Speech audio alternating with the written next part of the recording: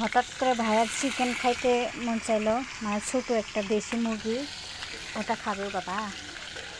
তো ভাইয়ের যেহেতু বললো খাবে ওইটা, তো ভাইয়ের কথা তো ফেলতে পারলাম না, ভাইয়ের সব কিছু। তো যাই হোক, এই জন্য আমি 4টা থালা দিয়ে চিকেনগুলো আমি আগে ভেজে নেব, তারপরে কষাবো।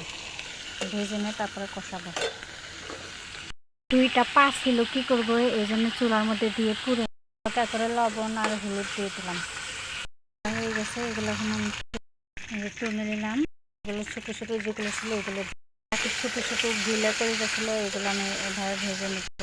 বাকি যেগুলো ছিল তুলে নিচ্ছি। এবার মশলা তেজপাতা দিয়ে দিলাম, দিয়ে দিলাম।